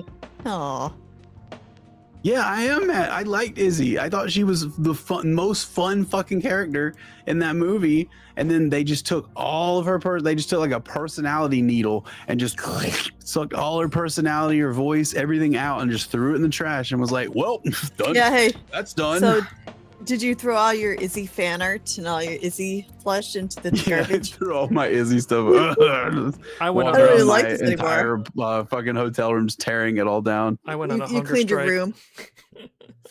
Yeah, I went on a hunger strike. I had my entire country going on a hunger strike over Izzy's voice acting changed. Seriously, though, like it sounds goofy, but voice acting can make a I feel like that is why I have so much trouble getting into like so much animation, whether it's indie stuff these days or even like straight up anime. Half the time, if I turn something on, even if it's like, oh, you know what, the idea is kind of interesting, the premise might have a little something to it. If the voice acting is balls to the wall, annoying, like straight up, extremely annoying. It's just like I can't listen to this. What the? This is annoying. I Oh, don't want to. I Yeah, don't that's- like to hear this. that's I don't a- want to hear this. Gonged. It's a gong for Dave. Yeah. Yeah. It's I don't know. It's like there's a lot of anime characters that do this where you're like I want to like, you know, like a Tenchi Muyo and Tenchi Universe and stuff. I feel like there's a lot of cool concepts there, like spaceships that have like a tree as the core of their technology. It's kind of some cool stuff. It's There's stuff that's imaginative cool in and- Tenchi, yeah, yeah. there's some cool stuff in there, but then, you know, I hear like Tenchi, like you hear that in your ear just like for 15 minutes straight. Little Washu! Yeah, but okay, how can you stand Canada from Akira? Because you're going to the movies to see that one. Well, it's coming back, and I've never seen it on the big screen, and Akira's coming to the big screen this fall, so I want to check Kira's it out. based though. Yeah, the thing is, there's so much Annoying as hell. good stuff in Akira. It overpowers the yelling and the voice acting, and even when they're yelling each other's names, that's not what I'm a fan of. That kind of nudges the needle into like, this is a little annoying. But it's not. At least they don't sound like they have the voice of a mouse that has been kicked in the balls and is being strangled. Like it's not like you know. It's You get kicked in the balls, help me! they're at least like I'm a guy yelling. It's like okay, you're a guy yelling, great. But as bad as the Yeah, anime is, I swear to God, like Western voice actors, the theater kids, it's such a plague. It's like I don't know what happened. They must have heard some cartoon when they grew up in the 90s. And it was like some stupid, goofy, over the top, the type of thing that when I was a child, I was like, oh, I don't like it when cartoons sound like this because they think I'm stupid. Like as a child, You're very that's how particular. I felt. But these people must have heard that and they must have thought, yeah, that is the shit. I'm going to be And the that most could be me. I'm going to be the most annoying motherfucker who has ever put his lips on a microphone. Watch me go. And everyone just thinks, yeah, that's exactly how we should voice everything we do. No, Plague. I'll tell you what happened with that is that the first like dubs of anime, they like the Ocean Group and stuff, which I think Ocean Group did Tenchi actually. Now that I'm thinking about it, Ocean Group's the people who used to do they're the Vancouver studio that used to do almost all the voice act. They did like the old Dragon Ball Z before Funimation got it. I like the Ocean they Group did- dub better than Funimation by far. Some of it, but some of it is what I'm talking about. They did that Dakoita. Funnily enough, looping back to MLP, a lot of the voice actors from G4 were old Ocean Group voice actors from Vancouver. That's what they got jobs at Studio B doing that. Like Nicole Oliver, the woman who does Celestia and Rarity, she does I don't know if she does Celestia. I know she does Rarity, but she does voices in Dakoita, and the woman Kathy West, I think is her name. She does Spike in My Little Pony, and she does also voices in Dakoita. They did a lot of anime stuff before they got into and a lot of it was like Dakoita gets like raunchy sometimes. It's very interesting to see them doing like kids cartoons in the future. I'm not like trying to say anything. It's just it's funny to compare those things.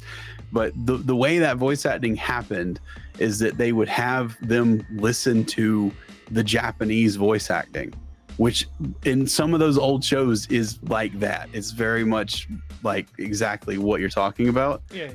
And they would be like, okay, just try to get close to this, and if you can't get close to this, just do the best you can, but just don't lose any like stuff. And also, we cannot like edit the footage really like for time, so you have to voice act in a way in English that fits like what they kind of have done for like the lip sync and stuff in Japanese. Not like every word, but like if they're like moving or like accentuating, is that the word? Accentuating? Yeah, accentuating. Accentuating. If they're accentuating like a certain word or something with like a movement during the animation, that it might not really work in English, for them to accentuate that word or stress that word, but they still have to voice act that way because they're pre-made visuals from another language. So a lot of the times you would have the Japanese voice actors do those same kinds of voices back then when like Ocean Group and Geneon were kind of the big players in the field, and they would do that. And now almost all anime stuff has evolved from those roots. So they're not even usually trying to sound like the Japanese voice actors anymore. They're just trying to sound like a little bit in quote unquote better, improved voice acting of the old stuff. And now you have what you have now, where everything sounds like male VTubers. Yeah. Everything is just, fuck. I can't even. God, I can't because I can't watch it. Like I watched when I did my review for My Hero Academia. Like I tried to watch the English. I was like, hey, because I was watching it with a friend. I was like, turn the English voice acting on for like 1 second. I just want to hear what it sounds like. And it was literally like the guy, the green haired guy was like the main character. He's just, oh no, I better not get in trouble and do this thing. Like it's like sounds like fucking man. Courage the Cowardly Dog. And then like the main bad guy shows up is like this guy who can make stuff decay. And then in the Japanese, he's like, oh yeah, so what like he's like just kind of like a sort of a low not growly. He's supposed to be like a young guy, but he's just kind of got like a low voice that's very villain-like. And then the fucking English dub, they change it to be literally a joke voice I did for the like motion comic thing of Tails Gets Trolled. Like his voice is like, oh, you don't want to do that, Deku, because that's his name, Deku. You don't want to do that, because if I put my fingers together, everyone in 50 meters will just rot to death immediately. Like, that's the voice that you did for that character? And it's just all based on like them trying, the roots. It's not based on that. It's like the roots of that go back to like 80s and 90s dubs for anime, is what I'm saying. You have which is unfortunate. Mammo says he has all your videos downloaded. You have all my videos downloaded? Oh, well, good. Is that a threat? Is this blackmail? Them all. You can't blackmail me. I don't care what you have on me. Somebody was talking about Applejack in the chat. I can't find it now, but funnily enough, I dated a girl who also liked MLP for a little while during that period, and it was a very weird thing. I don't know why she drew this comparison, but she said that I reminded her of Applejack a lot. And I was like, well, I don't know why, because I'm not a girl and I don't farm. Or a horse. Do you have like some sort of apple tattoo on your hand? Maybe that's why. No, I'm a rabbit. But I was a horse back then, and I'm not sure if maybe that was why. Are you a coyote now? Yeah, I'm a horse head now. I'm a coyote now. You haven't said no to this species before. Next week I might be a fucking dragon. Who knows? Who fucking knows? My identity is like fucking just clothes that I take on and off. Have you ever rejected me as an aardvark? All right, then I'm an aardvark. What do you think? Yeah. Next week I'll be Arthur. Yeah. I'll hit my sister in the fucking head. She was always invested into her own OC and knew a girl who like was into MLP. Yeah, anytime you meet people who are fucking obsessed with their own OCs that aren't in anything, just to be safe, just tune those people out. Don't get involved. That's like a mental illness thing. Have you ever? I think they made a rap song about it though. I'm in love with my cosplay girlfriend. Was it by that guy? No, it's you down with MLP. Yeah, you know me.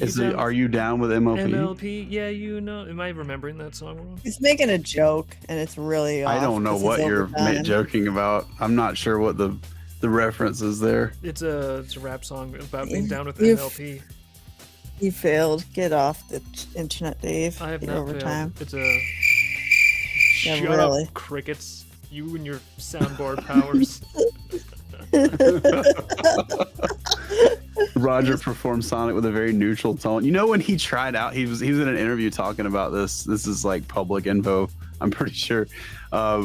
He was saying that when I don't remember who the studio was. It was whatever the Sonic showrunner thing was for Boom, or he might have done Sonic before that. But he was trying out for the voice, and he was doing like a okay guys, he was doing like a Sonic kind of thing, which is all rooted in the old Jaleel White thing. That's why every Sonic is like a nasally kind of voice.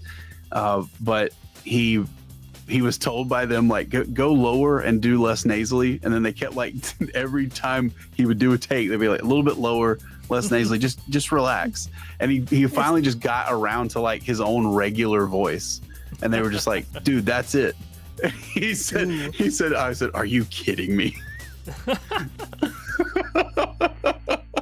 But he got the job. Okay, you're overtime. That Sonic Boom cartoon is really fun. Can't believe time snuck up on us that. It's because of all of the Storm stuff. Keep on sipping. Yeah, I really enjoyed talking about MLP with all these fucking people in the chat. Maybe I don't know. I feel like I want to talk to chat more. I don't know if you want to stream more or not, Dave. Maybe I'll start doing the Let's Plays. Maybe I'll start streaming me playing stupid games. See, Dave has servants that play Let's Plays for him. Yeah. That'll be like a big waste of time, ruin my fucking career, ruin everything, ruin my life, is me trying to do Let's Plays like aggressively with the audience of 2. Oh, nice. Both of those people will be bots. And then like 2 years later, it'll have like 15 views, and you're like, yes, my career is on its way. Yeah, I should keep doing this. I broke someone's fucking brain and heart one time because they asked me, like they kind of knew I knew how some of the stuff worked and stuff, and they were just like, what do you think I should do with my stream to like get people to see it? And like I was like, well, I need to see your stream. And I watched their stream, and they had 3 people in there. 2 of those people were bots. One was like their friend. One wasn't their friend. One was a guy who wanted to fuck them. And they were just gonna be in there to like simp and White Knight and stuff. But like they were doing that, and they were playing games nobody wanted to watch. They weren't entertaining. Their mic sounded like shit. Like just like everything you can think of is bad. They've been doing that for 2 years. I said, you've been doing this for 2 years? And they said, yeah. And I said, you should stop streaming. This isn't for you. Like you're not a streamer. You're not an entertainer. This isn't what you should be doing with your life. You should be doing anything else. And they like blew up like a fucking bomb. Yeah. It's like, dude, what do you want me to do? Tell you to waste 10 more years of your fucking, like, you're not getting younger. Believe in yourself. Hang in there. Yeah, don't do that though. If what you're doing for 2 years doesn't work out, then it doesn't even work out a little bit. Like maybe you won't be making excuse me, maybe you won't be making like a living in 2 years, but You should, if you're streaming for 2 years, you should have 50 regulars that just sit in there and watch and like send you money and subscribe to you and just chat constantly. Like you should have at least 50 fucking people. And if you're doing that for 2 years, in 2 years you have 3 people and you can't even like apply to get like subscriptions and stuff. But you got a big fucking like what is the thing everyone uses? Streamlabs. I don't know if people use that not anymore.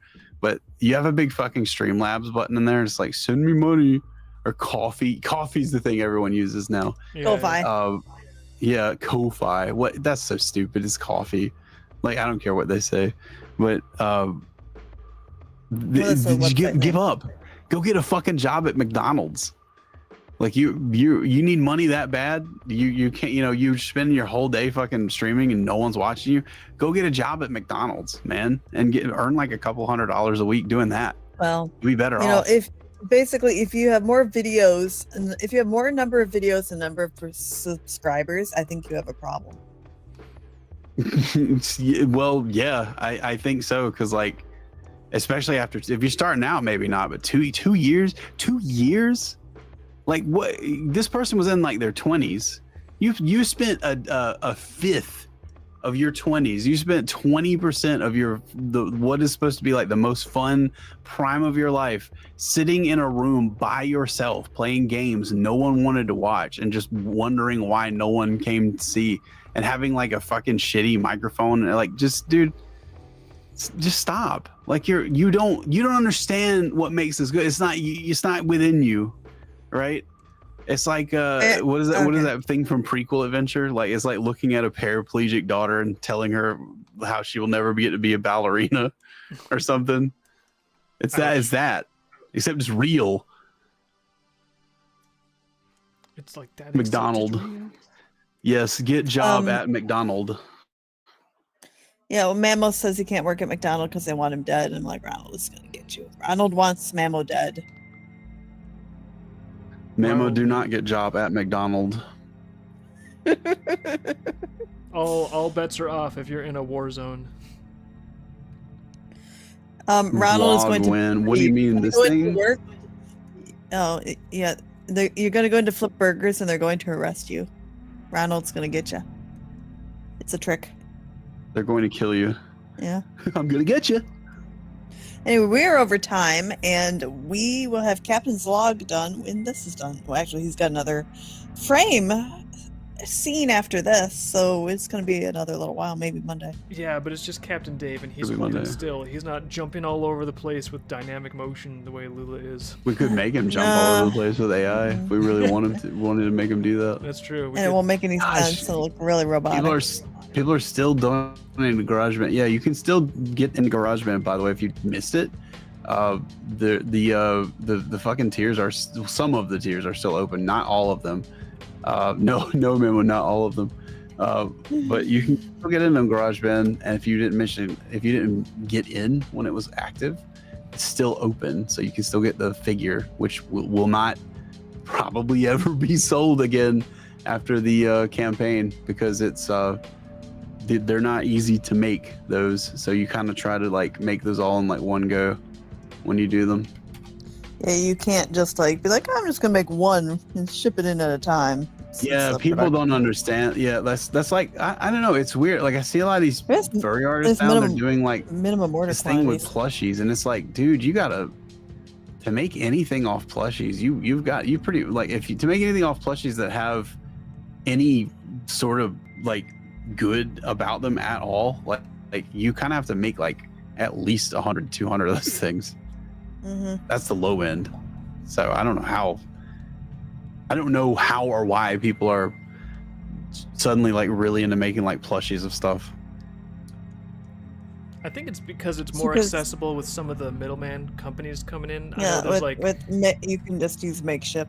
Yeah, Makeship. Yeah, but they're still making stuff from like like the people at Makeship are not sitting there making plushies. No, there's no way. They're manufacturing it like from China, but it's just like the artists don't have to figure that out for themselves. They could just go to Makeship, and then Makeship is like, hey, would you like me to eat your profit margins almost entirely and also put all the risk on you? And if you don't hit this threshold, we just don't do anything. And well, I don't know if that's I don't know if that's the way that works or not. I don't know what their margins are like, but I will say what definitely seems odd to me is that you'll have people celebrating over like, oh, I 50 people.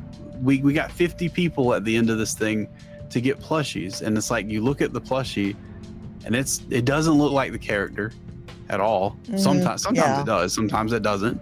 And it's like, we got 50 people to get these shitty plushies and each one of them paid $30 for it. And also we're going to send people extra shit with them, like stickers and stuff. And it's just like, how the fuck are you doing that? Because there's no way. I know I manufacture stuff for people all the fucking time. And there's no fucking way that you are making 50 of those or 100 of those and selling 50 of them for $30 and making like anything. You may get like $400 out of that. Is that like a good use of your time to do that? I don't know. They might just be making it for fun, just to be like, yeah, there's a plush of my character.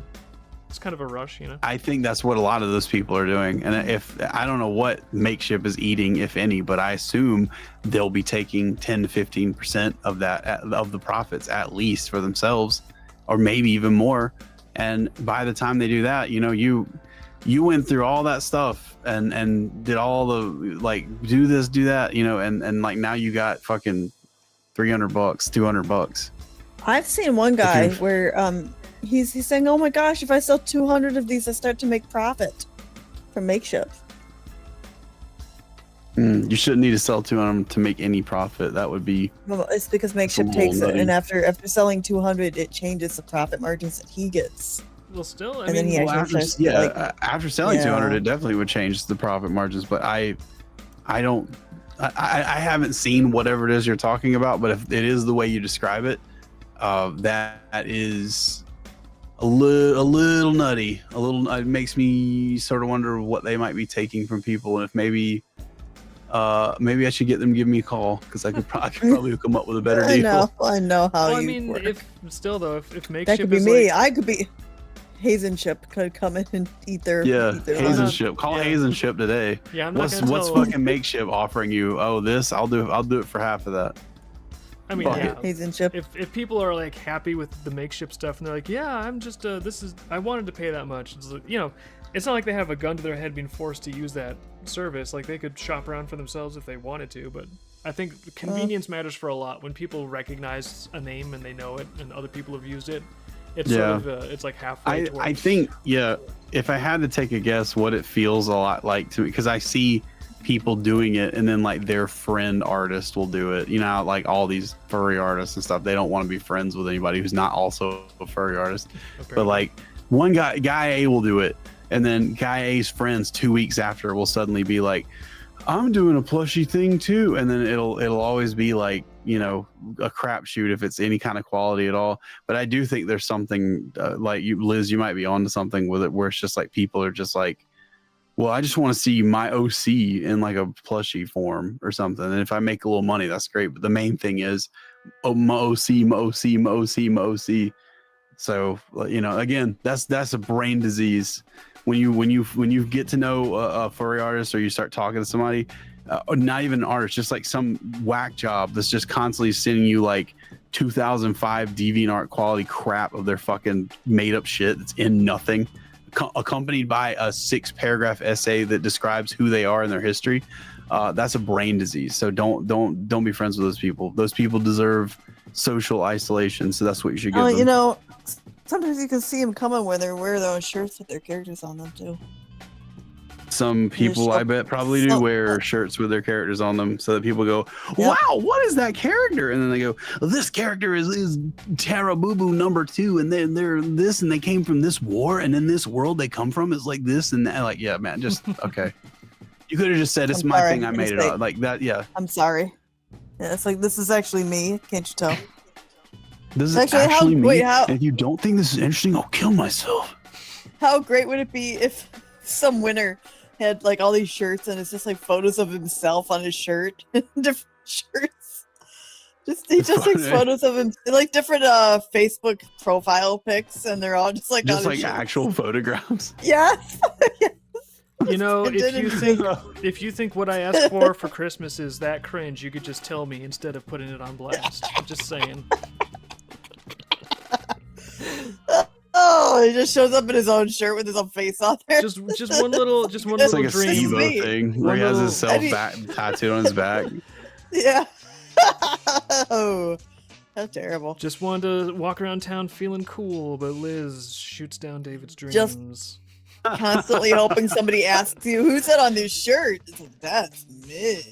Well, I want Let me tell you about I'm my gonna get shirts to say "Don't feed Dave," and they just have a picture of Dave in like the bib from the lobster place. in my Oh my imagination. God, I love that My photo. face is on the What? back of my What? shirt, What? and then when someone asks me, because it's such a compelling face, they just ask me to my back like, "Whoa, who's that?" And then when I turn around, then the reveal is that they see it's me. Oh no, I should get a sign outside the house that says "Don't feed Dave." What the Right, fuck? Don't it's feed the me. Dave. Well, I mean, don't feed me just anything, like nothing with sugar and flour in it. But aside from that, do feed the Dave. Don't feed the Dave. Don't feed the Daves. Do feed the Dave, actually. Here, take this list of very specific requirements, Seymour, feed me. and assuming you follow every one of them, do feed the Dave. Oh boy. Speaking of that, I should probably actually get some dinner because it's about dinner o'clock over here. Oh man, I got another one, a bumper sticker that says this car is gluten free.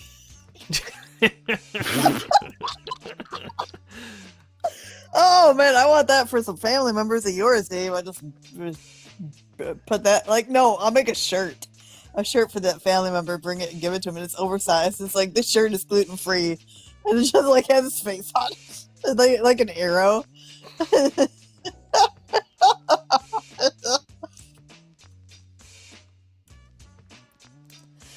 Dave has a family member that gets like so touchy and offended about gluten. It's so funny. Yeah, it's me. About gluten. I'm the one that gets No, it's touchy not. and It's offended about gluten. no, the other About family gluten? member, the one who's the biggest victim about gluten. Oh, okay. I thought I was the biggest victim of everything. David. They get touchy about gluten. He can't have gluten, and it's the biggest crime of all time, and he like sulks all the time. Can he and actually not people have have- gluten, or is he like one of Yeah. those like soccer mom No, people? no, he gets sick from having gluten, but it's the biggest crime, and he claims there's no food he can ever eat, which is bullshit because there's a whole lot of food that doesn't have gluten. So I tease him. It's fucking bad for you anyway, even if you're not like allergic to it. So I know. So I makes your cook dick up all fly this. off. I It cook up does. all this. I cook up all these lies about gluten and tell his wife, and she just gets mad at me.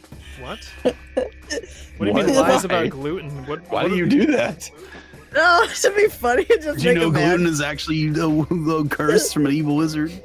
I'm mad at you Well, now. no, I just do this thing where I'm like, oh, I feel so bad he can't have chocolate. She's like, chocolate doesn't.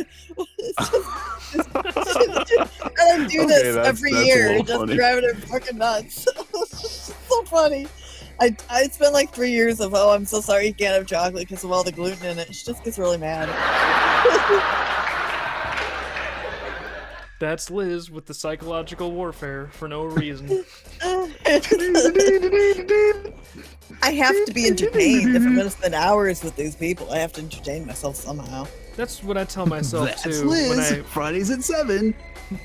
Liz, do you realize that's the same exact logic as like the Roman emperors at the Colosseum? Well, I have to be entertained if I'm going to be spending hours watching these people kill each other in the arena. That's why you bring popcorn, isn't it? They didn't have popcorn They in have ancient popcorn. I don't think they had popcorn in ancient Roman times. No, they didn't. It had gluten in it. honey, I'm no. pretty sure they did have popcorn in ancient Rome. Actually, I was there. Okay, You were way over time. Get off. Get off the Okay. internet. they didn't call it popcorn, but they had popcorn. Well, we started late because of tech issues, so we ran a little late Because of Glip, because of Gleb. Yeah. Yeah, glub. Well, everyone, smiling friends. I hope you Yeah. had a blast watching the most exciting thing in the world after watching paint dry, clean up animation. But when it's done, it'll be fun. So thank you for chilling with us a Yes. little bit. what is going to take him days and days and days of work will be entertaining for 3 seconds when you watch it done. Yeah, the most boring thing Yeah. in the world to watch will be fun to watch when it's over. Please act like you're impressed, even though you will be probably very disappointed with how short this actually will end up being. Please clap. Well, yeah, please clap. Please watch this like over and over and over again for about an hour because it's so fucking long to make. Yeah, well, we'll Yeah, give a little watch through it filter. twice. Help us with the algorithm. Yeah. Everyone, Yeah. watch the take the watch it 37 times challenge. Here we go. Jesus, Buddha, and Elvis are the next challenges. Everyone have a good weekend. Have a good 4th of July. Have a grand old time celebrating the 250th anniversary of being gluten-free. And we'll see you guys on Monday. And Don't eat if chocolate. it's yeah, Dodge that is chocolate. gluten-free, guys. Stream. 5, 4, 3, 2,